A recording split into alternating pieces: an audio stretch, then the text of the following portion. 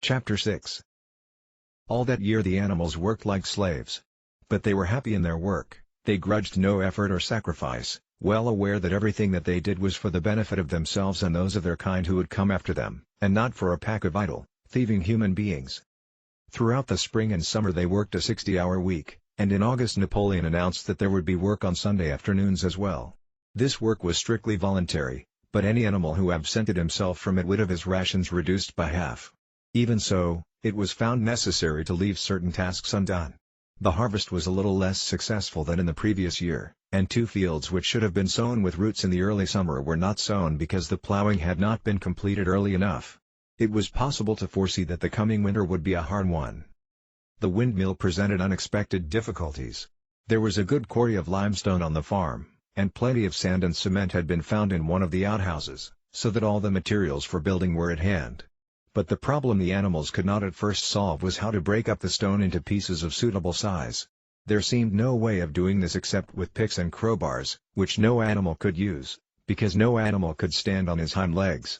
Only after weeks of vain effort did the right idea occur to somebody, namely, to utilize the force of gravity. Huge boulders, far too big to be used as they were lying all over the bed of the quarry. The animals lashed ropes round these, and then all together, cows, horses, sheep, any animal that could lay hold of the rope, even the pigs sometimes joined in at critical moments, they dragged them with desperate slowness up the slope to the top of the quarry, where they were toppled over the edge, to shatter to pieces below. Transporting the stone when it was once broken was comparatively simple. The horses carried it off in cartloads, the sheep dragged single blocks, even Muriel and Benjamin yoked themselves into an old governess cart and did their share. By late summer a sufficient store of stone had accumulated, and then the building began, under the superintendence of the pigs. But it was a slow, laborious process. Frequently it took a whole day of exhausting effort to drag a single boulder to the top of the quarry, and sometimes when it was pushed over the edge it failed to break. Nothing could have been achieved without Boxer, whose strength seemed equal to that of all the rest of the animals put together. When the boulder began to slip and the animals cried out in despair at finding themselves dragged down the hill, it was always Boxer who strained himself against the rope and brought the boulder to a stop. To see him toiling up the slope inch by inch, his breath coming fast, the tips of his hoofs clawing at the ground, and his great sides matted with sweat, filled everyone with admiration.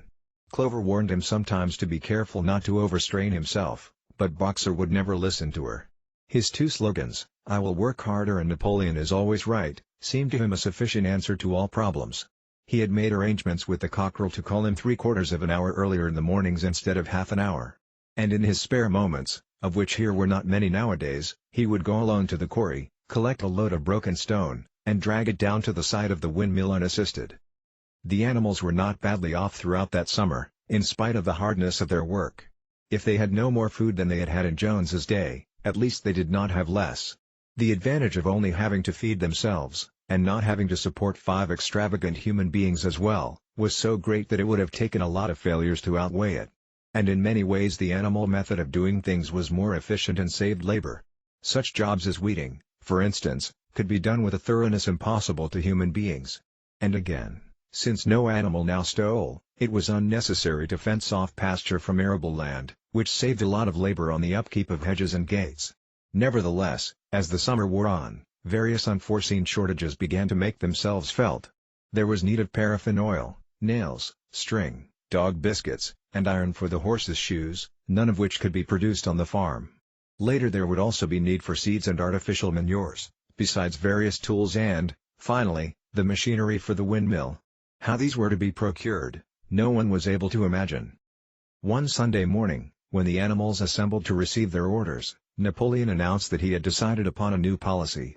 From now onwards Animal Farm would engage in trade with the neighboring farms, not, of course, for any commercial purpose, but simply in order to obtain certain materials which were urgently necessary. The needs of the windmill must override everything else, he said. He was therefore making arrangements to sell a stack of hay and part of the current year's wheat crop, and later on, if more money were needed, it would have to be made up by the sale of eggs, for which there was always a market in Willingdon. The hens, said Napoleon, should welcome this sacrifice as their own special contribution towards the building of the windmill. Once again the animals were conscious of a vague uneasiness. Never to have any dealings with human beings, never to engage in trade, never to make use of money, Had not these been among the earliest resolutions passed at that first triumphant meeting after Jones was expelled? All the animals remembered passing such resolutions, or at least they thought that they remembered it. The 4 young pigs who had protested when Napoleon abolished the meetings raised their voices timidly, but they were promptly silenced by a tremendous growling from the dogs. Then, as usual, the sheep broke into 4 legs good, 2 legs bad. And the momentary awkwardness was smoothed over. Finally Napoleon raised his trotter for silence and announced that he had already made all the arrangements. There would be no need for any of the animals to come in contact with human beings, which would clearly be most undesirable. He intended to take the whole burden upon his own shoulders. A Mr. Whymper, a solicitor living in Willingdon, had agreed to act as intermediary between Animal Farm and the outside world, and would visit the farm every Monday morning to receive his instructions.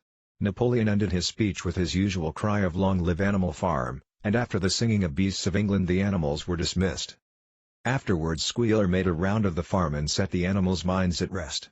He assured them that the resolution against engaging in trade and using money had never been passed, or even suggested. It was pure imagination, probably traceable in the beginning to lies circulated by Snowball. A few animals still felt faintly doubtful, but Squealer asked them shrewdly, "Are you certain that this is not something that you have dreamed, comrades? Have you any record of such a resolution? Is it written down anywhere?" And since it was certainly true that nothing of the kind existed in writing, the animals were satisfied that they had been mistaken. Every Monday Mr. Whymper visited the farm as had been arranged. He was a sly-looking little man with side whiskers, a solicitor in a very small way of business, but sharp enough to have realized earlier than anyone else that Animal Farm would need a broker and that the commissions would be worth having. The animals watched his coming and going with a kind of dread, and avoided him as much as possible. Nevertheless, the sight of Napoleon, on all fours, delivering orders to Whymper, who stood on 2 legs, roused their pride and partly reconciled them to the new arrangement. Their relations with the human race were now not quite the same as they had been before. The human beings did not hate Animal Farm any less now that it was prospering, indeed, they hated it more than ever. Every human being held it as an article of faith that the farm would go bankrupt sooner or later, and, above all, that the windmill would be a failure. They would meet in the public houses and prove to one another by means of diagrams that the windmill was bound to fall down, or that if it did stand up, then that it would never work. And yet, against their will, they had developed a certain respect for the efficiency with which the animals were managing their own affairs. One symptom of this was that they had begun to call Animal Farm by its proper name and ceased to pretend that it was called the Manor Farm. They had also dropped their championship of Jones, who had given up hope of getting his farm back and gone to live in another part of the county.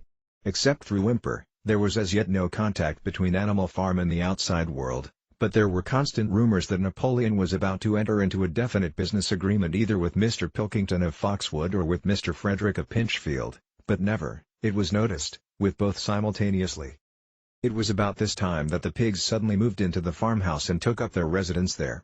Again the animals seemed to remember that a resolution against this had been passed in the early days, and again Squealer was able to convince them that this was not the case. It was absolutely necessary, he said, that the pigs, who were the brains of the farm, should have a quiet place to work in. It was also more suited to the dignity of the leader, for of late he had taken to speaking of Napoleon under the title of leader, to live in a house than in a mere sty. Nevertheless, some of the animals were disturbed when they heard that the pigs not only took their meals in the kitchen and used the drawing room as a recreation room, but also slept in the beds.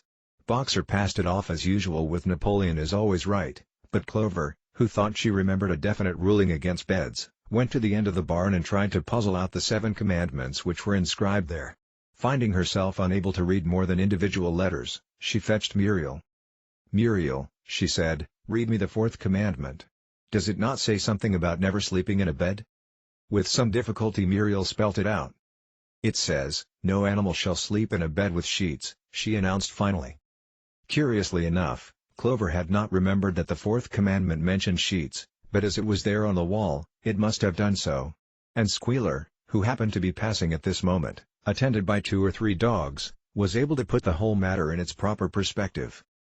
"You have heard, then, comrades," he said, "that we pigs now sleep in the beds of the farmhouse? And why not? You did not suppose, surely, that there was ever a ruling against beds? A bed merely means a place to sleep in. A pile of straw in a stall is a bed, properly regarded. The rule was against sheets, which are a human invention. We have removed the sheets from the farmhouse beds, and sleep between blankets. And very comfortable beds they are too. but not more comfortable than we need, I can tell you, comrades, with all the brain work we have to do nowadays. You would not rob us of our repose, would you, comrades? You would not have us too tired to carry out our duties? Surely none of you wishes to see Jones back?" The animals reassured him on this point immediately, and no more was said about the pigs sleeping in the farmhouse beds. And when, some days afterwards, it was announced that from now on the pigs would get up an hour later in the mornings than the other animals, no complaint was made about that either.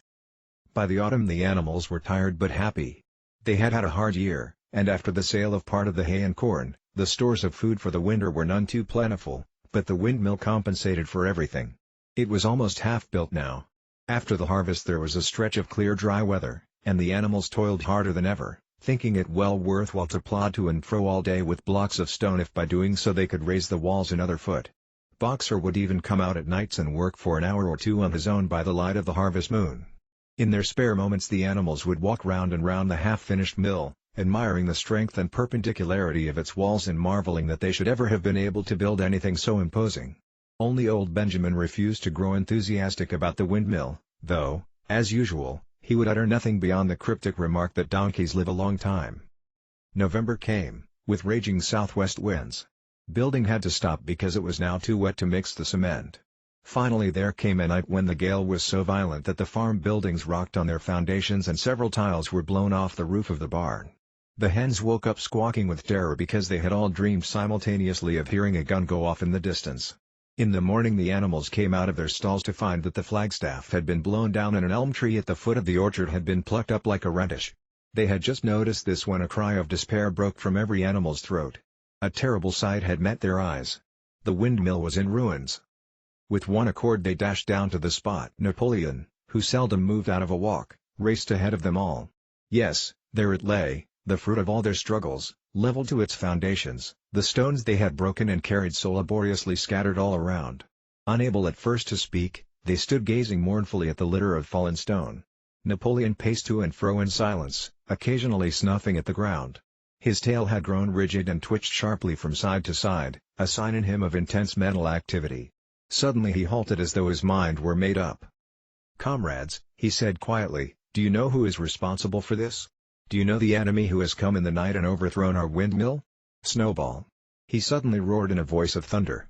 "Snowball has done this thing.